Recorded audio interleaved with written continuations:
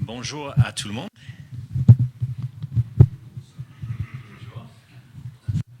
Good morning and welcome. Bienvenue. Il fait chaud ici. Donc, ce matin, je voulais vous partager un sujet des possessions. Donc, nous avons une belle église, nous aimons les belles choses dans la vie, mais quelle devrait être notre attitude envers toutes ces choses, tout en gardant nos yeux fixés sur le Seigneur Jésus. Donc, j'ai demandé à Jean-François de bien lire le passage de ce matin, qui vient de 1 Timothée, chapitre 6, et versets 6 à 19.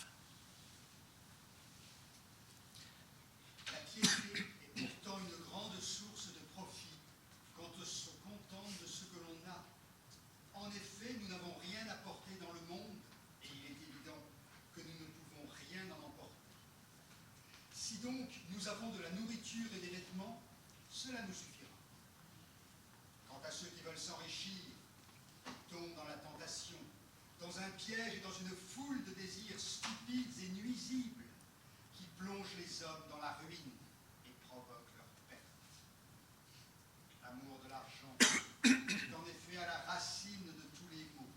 En s'y livrant, certains se sont égarés loin de la foi et se sont infligés eux-mêmes bien des tourments.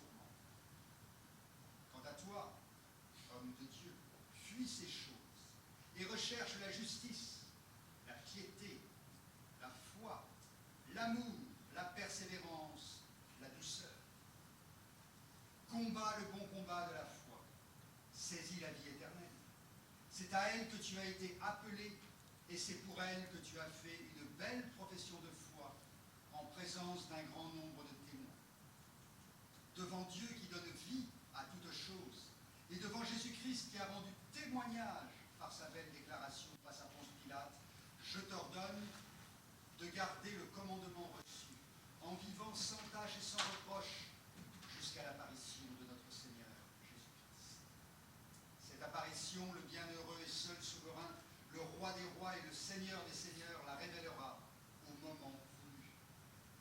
Il est le seul à posséder l'immortalité, lui qui habite une lumière inaccessible et qu'aucun homme n'a vu ni ne peut voir. À lui soit l'honneur et la puissance éternelle. Amen.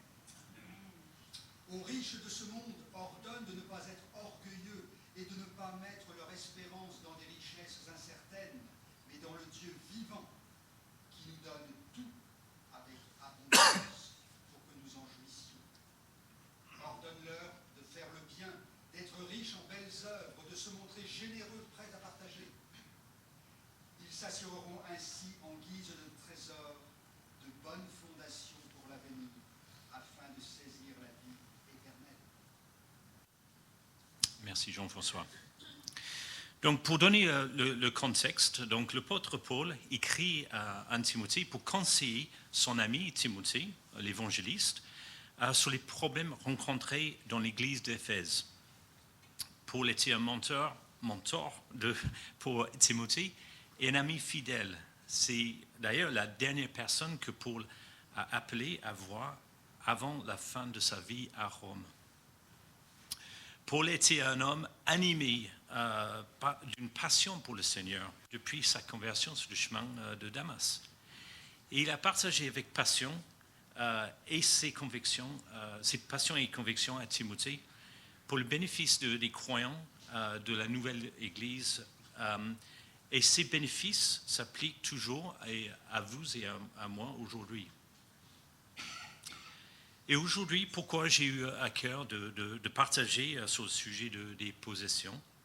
Je crois que Dieu peut nous parler profondément pour que nous apprenions à lui laisser la permission de venir dans nos cœurs et lui laisser le contrôle de toute notre vie.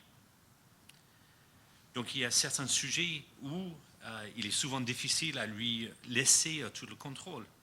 Le sexe, le pouvoir, l'argent et les possessions.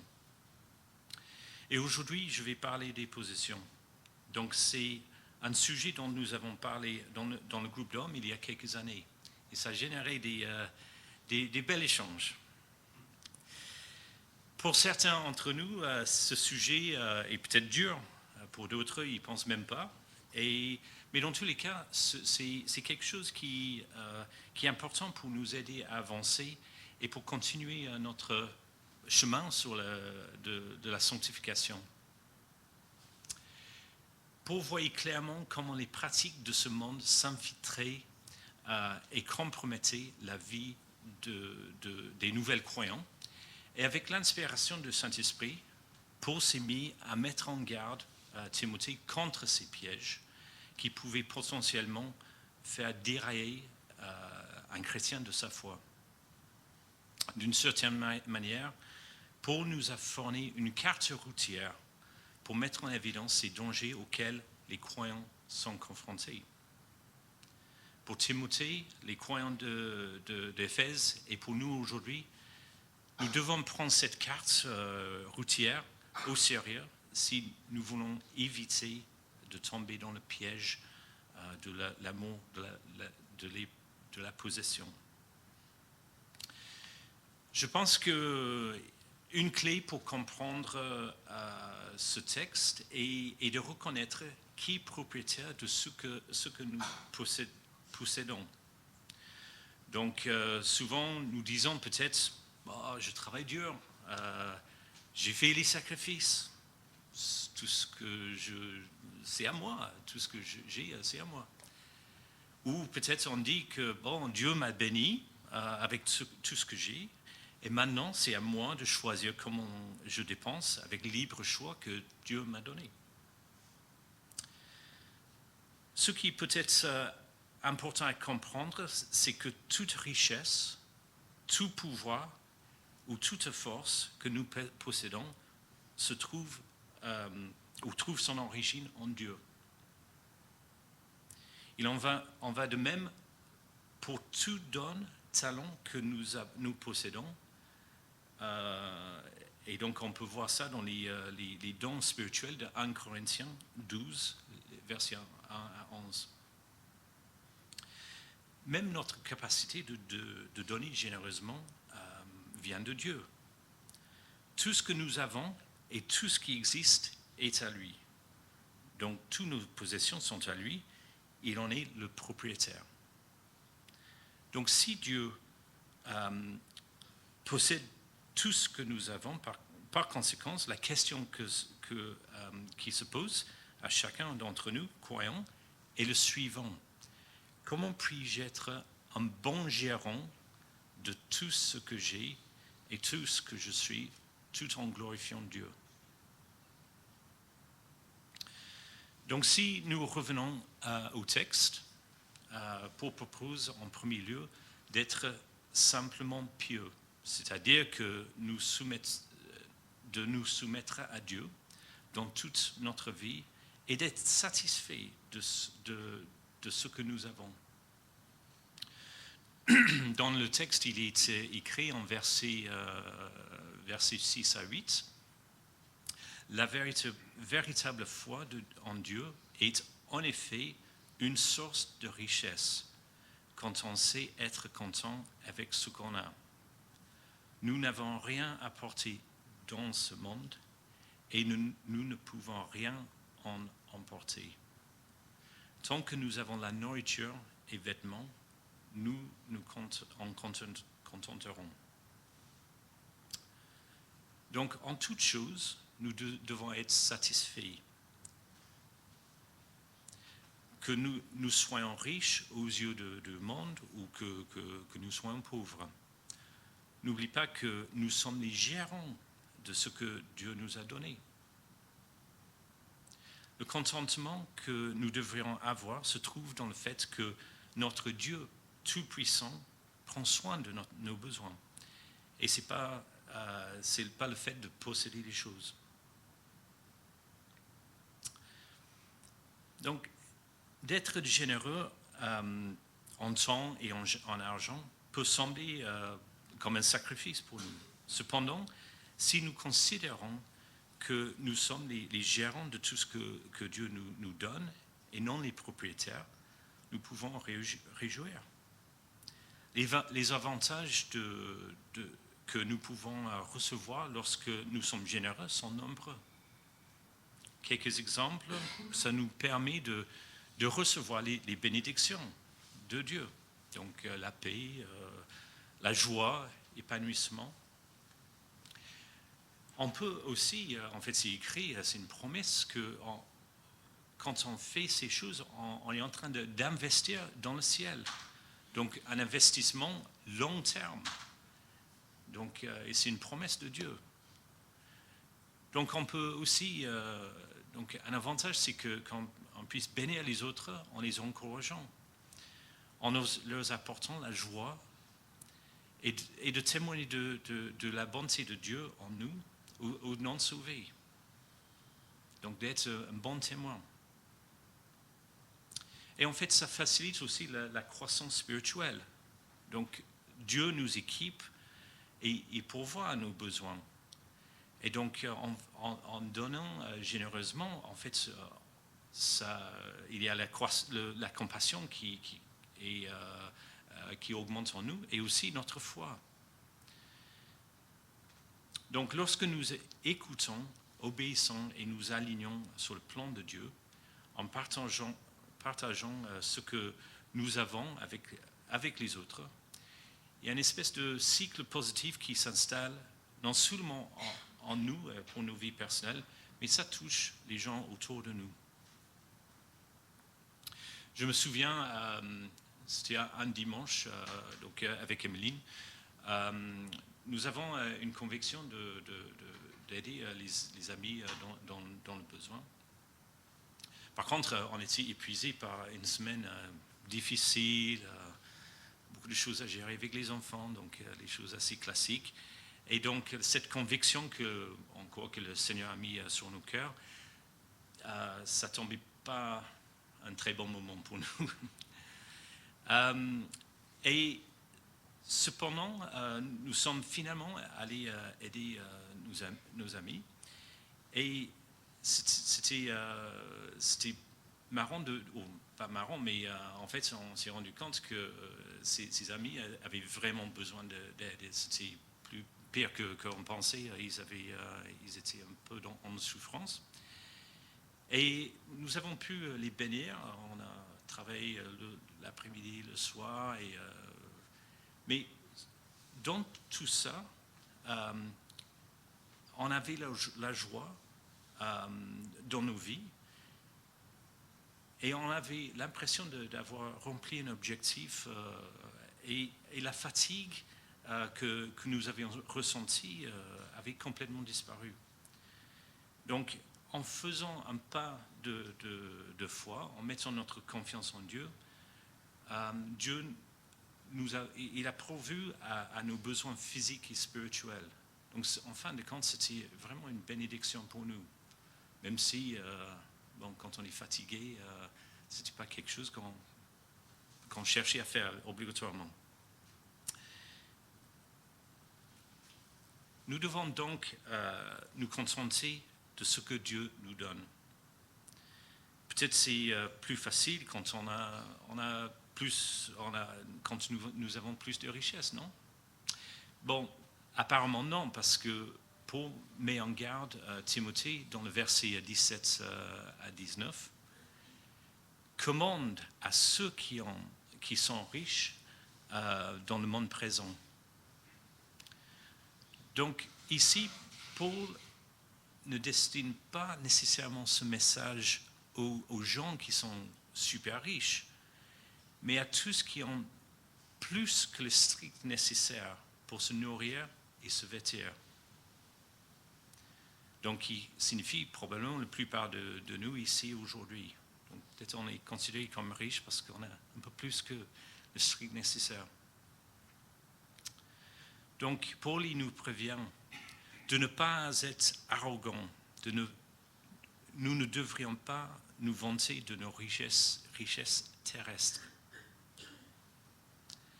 De ne pas non plus mettre notre espoir dans la richesse qui est si incertaine. Certains cherchaient à investir et nous voyons après l'expérience de Covid que les marchés financiers de ce monde sont effondrés. Et ça partout dans le monde.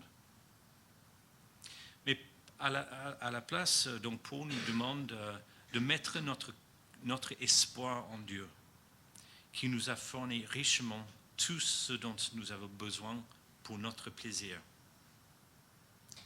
Aussi, il nous demande de faire le bien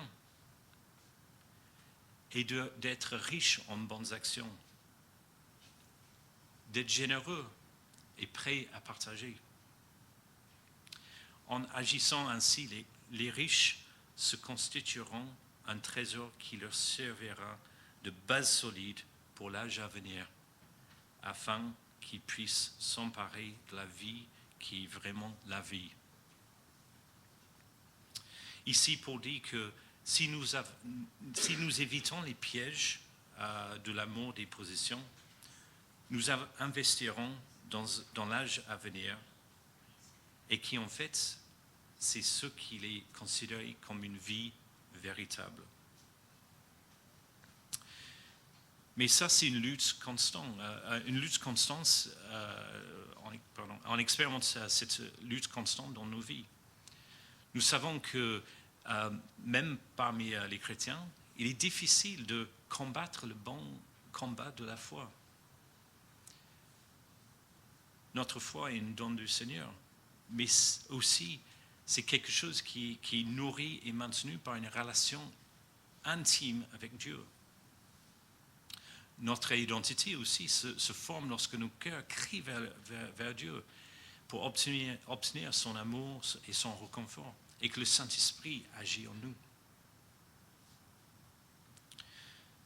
Nous sommes c'est pas une surprise, nous sommes dans un monde déchu dans lequel nous luttons peut-être pour vivre notre nouvelle identité et vivre par la foi en Dieu. Cette lutte est constante et peut-être se faire au travers de plusieurs choses. Par exemple, une blessure que nous avons. Donc, nous avons peut-être vécu la pauvreté ou les moments de manque. Et nous avons peur de manquer dans ce monde. Peut-être les expériences passées. Peut-être on a eu un passé où nous n'avons jamais eu besoin ou appris à compter sur Dieu. Ça peut être une lutte.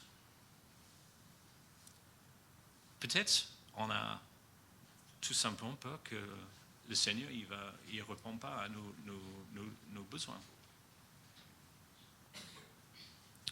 Peut-être c'est la jalousie.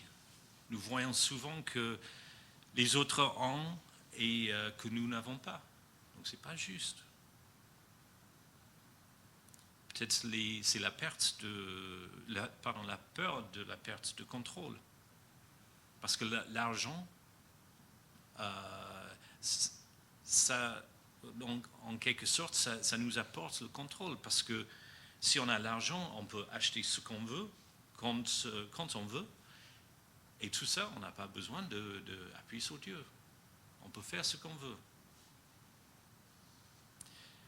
Ou peut-être de préférer vivre dans ce monde, dans le chair, et pas dans le royaume de Dieu et par l'esprit. Et peut-être quand on pense à notre plan, on préfère notre plan personnel que le plan de Dieu. Peut-être c'est plus attirant. Ou peut-être on est tenté par les choses, on regarde le compte en bancaire, le compte en banque, et ou je ne sais pas, on découvre qu'on va hériter de quelqu'un. Et tout d'un coup, on ne dépend plus de Dieu, mais on pense à ce que nos vies peuvent être. Et d'ailleurs, sur ça, en fait, il n'y a pas très longtemps en fait, c'était un moment d'ailleurs où je me sentais bien avec le Seigneur et j'étais plutôt satisfait et je ressentis une bénédiction du Seigneur sur ma vie. Et tout d'un coup, il y avait une surprise, un événement inattendu. Et bon, je m'ai vulnérable devant vous ce matin parce que, en fait, j'étais au téléphone avec un membre de ma famille et qui m'avait rappelé que à ma naissance, j'avais reçu les espèces de bons cadeaux à ma naissance. Et en fait, c'est un système, on va dire, britannique. Donc, on fait un investissement, on achète les bons. Et pour ceux qui connaissent ça, c'est les premium bonds. Et en fait, ce qui se passe, c'est que donc on achète tous un ensemble de tickets, et en fait, c'est un peu comme le loterie, et chaque semaine, en fait, ça tourne, et donc les gagnants recevront un prix entre 10 € jusqu'à 1 million. Bon. Et donc, on m'avait rappelé que j'avais ces trucs-là. Donc, comme je disais, avant ça, j'étais tranquille, je vivais par la foi et tout d'un coup, je commençais à regarder en ligne et je me suis rendu compte qu'il avait une montagne de prix non réclamés.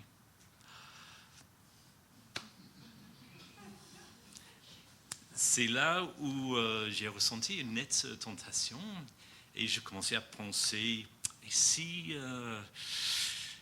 un ou même plusieurs de ces prix non réclamés étaient les miens, et en plus, après presque 50 ans, parce que ça tourne en boucle tout le temps, après 50 ans, la probabilité de gagner doit être assez élevée. Que ferais-je? Est-ce que ce serait bien, est-ce que ce serait suffisant de payer mes dettes sur la maison? Peut-être une nouvelle voiture. Et en fait, tout ça pour dire que je sentais que mon attitude commençait à changer. Je m'éloignais d'une attitude de dépendance à l'égard de Dieu pour adopter une qui me permettrait d'avoir une indépendance financière. Ce qui signifie, bien sûr, que je remplace Dieu par l'argent et je peux prendre mes décisions pour moi-même. Mais bon, on sait que c'est faux.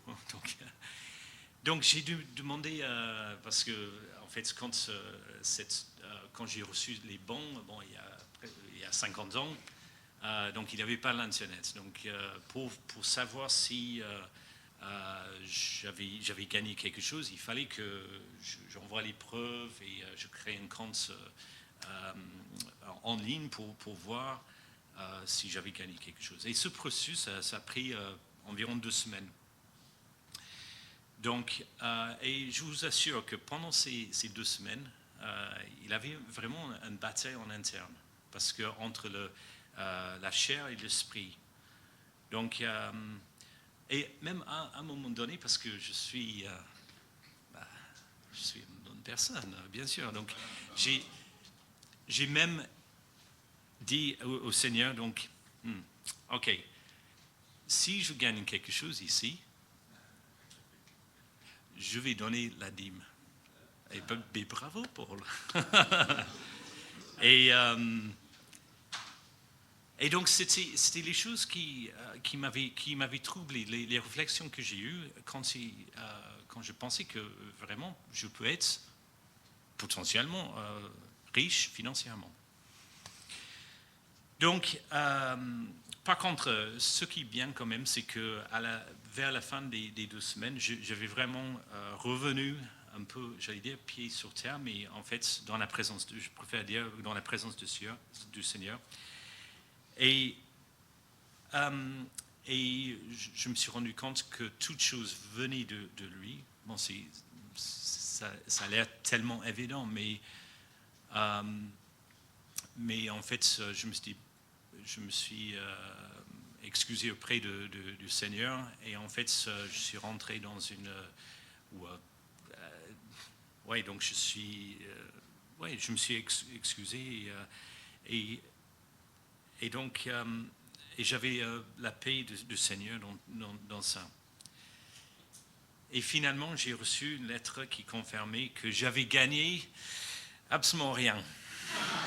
Donc, merci Seigneur. Donc, en fin de compte, j'étais pas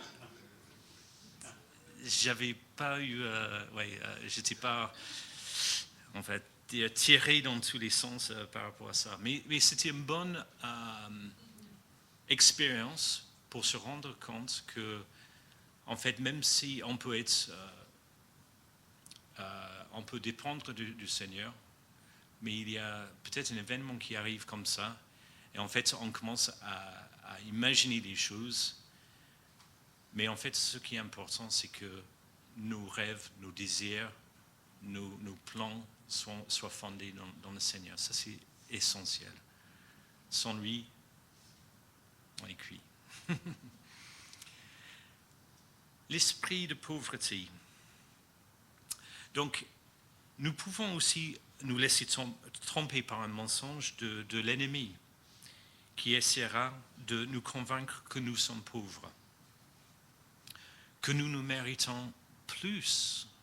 Et on connaît le discours du serpent dans le jardin. Donc, il vient nous semer les doutes. Il va tourner, déformer ce que le Seigneur nous dit. Et il nous met les doutes dans nos esprits. Et donc, quand on commence à apprendre, donc il veut essayer de nous convaincre que nous sommes pauvres et que, en fait, c'est important d'être riche, surtout avec les possessions. Et c'est ce qu'on appelle l'esprit de pauvreté. Donc, voici quelques caractéristiques et des signes de l'esprit de pauvreté. Donc, c'est quand nous ne sommes pas contents, ou jamais contents et jamais satisfaits. En fait, là, il y a toujours une recherche de plus en plus, de plus grand, de meilleur. Donc, dans 1 Timothée 6, versets 7 à 9, quand nous n'avons rien apporté dans ce monde, et il y a certains que nous ne pouvons rien emporter. Or, nous nous contenterons de la nourriture et du vêtement. Mais ceux qui veulent s'enrichir tombent dans la tentation et le piège, et dans beaucoup de convoitises insensées et nuisibles, qui noient les hommes dans la destruction et la perdition. Et aussi en Matthieu 6, 21, il est écrit « Car là où est ton trésor, là aussi sera aussi ton cœur. » Un autre signe ou caractéristique de l'esprit de pauvreté, c'est qu'on aime stocker les choses. On aime bien accumuler les choses. Et avec les choses, on se dit, mais on se protège pour l'avenir. Et donc, on ne dépend pas de Dieu, on veut protéger notre avenir. Donc, aussi, c'est d'être avare. Aussi, les inquiétudes. Donc, si on s'inquiète de demain, mais l'accumulation et la recherche de plus en plus, le stockage, sont dus à l'inquiétude de demain. Est-ce que Dieu va vraiment pourvoir à mes besoins? Et nous avons en Matthieu 6, 34 la réponse. Il est écrit, ne vous inquiétez pas pour le lendemain. Le lendemain se souciera de lui-même. À chaque jour suffit sa peine. Donc l'inquiétude vole la paix et elle nous éloigne du Saint-Esprit. quelques autres caractéristiques, c'est que le bonheur et la joie dépendent de nos possessions. Ou d'aimer vantardise et montrer ses possessions, c'est de l'orgueil.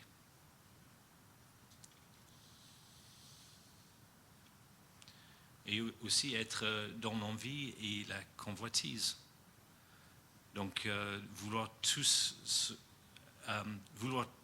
que l'on voit et vouloir avoir mieux que les autres.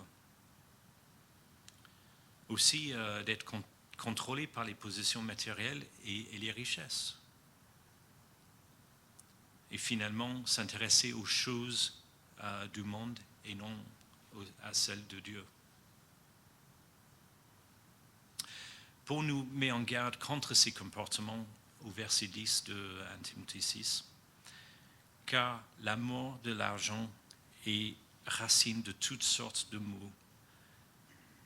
Pour s'y être abandonnés, certains se sont égarés très loin de la foi et se sont affligés beaucoup de tourments.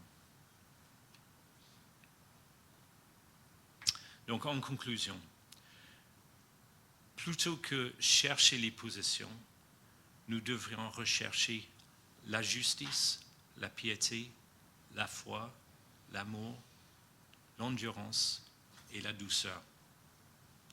Combattez le bon combat de la foi. Saisissez la vie éternelle. Mais ça n'est pas une chose facile sans l'aide du Saint-Esprit et soutien du Seigneur.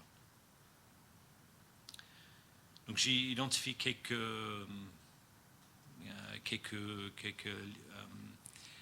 trucs pratiques qu'on peut mettre en place pour nous aider. Donc le premier, c'est de demander au Saint-Esprit qu'il règne librement dans nos vies et qu'il mette en lumière les domaines dans lesquels que nous avons besoin d'aide et de briser tout lien de contrôle et de peur. Donc, pour que le Saint-Esprit, vraiment, il puisse prendre la place dans la profondeur de nos vies, je pense que c'est important. Et d'ailleurs, si vous voulez qu'on prie avec vous pour aider à briser ces liens, donc ce serait avec plaisir. Donc après le culte. Je pense aussi que c'est important de remercier le Seigneur pour toute sa générosité à notre égard et pour la diversité de ses bienfaits. Je pense que vraiment c'est important de se rendre compte que toute chose vient de Dieu et d'avoir cette habitude toujours de remercier dans les grandes choses et dans les petites choses. Merci Seigneur. Et ce que j'avais partagé aussi, de considérer tout ce que le Seigneur nous a donné, toutes les possessions. En fait, notre rôle dans tout ça, c'est d'être les bons gérants. Donc, on n'est pas propriétaire, on est gérant. Donc, comment est-ce qu'on peut utiliser ces choses-là, nos possessions, tout ce que nous avons, les talents, ce n'est pas uniquement l'argent et les possessions, mais nos talents, le temps.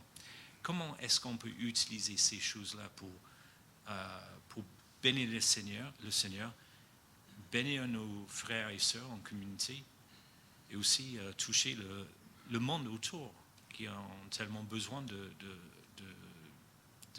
connaître Jésus. Aussi de renonçant à l'esprit de pauvreté.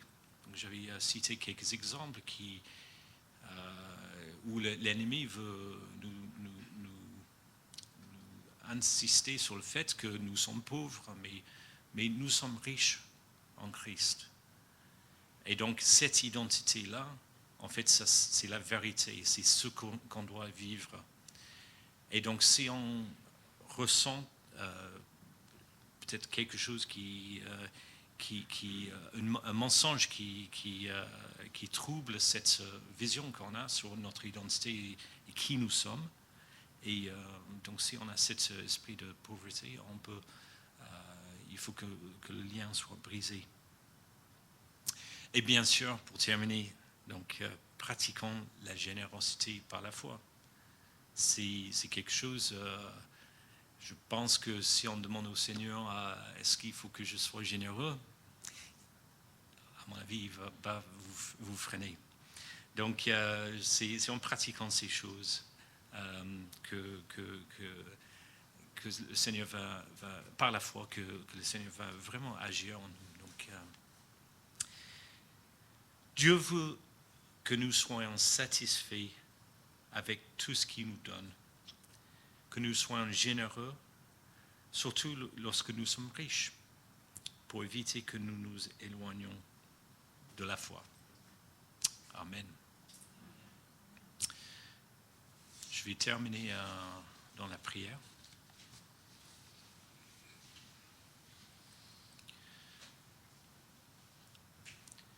Seigneur, merci. Merci parce que tu es un grand Dieu, tout-puissant. Merci parce que tu pourvois à nos besoins, Seigneur.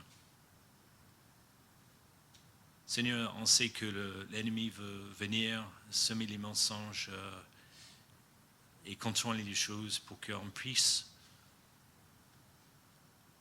En fait, c'est le même mensonge que dans le jardin d'Éden, dans le sens que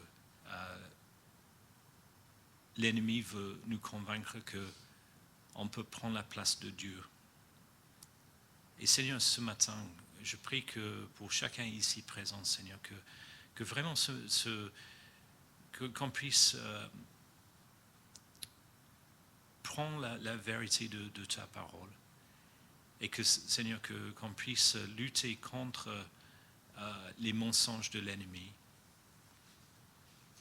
Qu'on soit tout simplement content avec ce que tu nous as donné, Seigneur. Qu'on puisse vivre par la foi. Seigneur, s'il y a un grand projet devant nous et c'est dans ton plan, Seigneur, tu vas pourvoir à ça. Seigneur, merci parce que notre avenir ne dépend pas de nos richesses ou nos possessions. Et Seigneur, je prie vraiment qu'on puisse faire les grands investissements dans le ciel. Seigneur, merci pour tes promesses, merci pour ta parole. Et je prie pour ta bénédiction sur chacun de nous. Au nom de Jésus. Amen.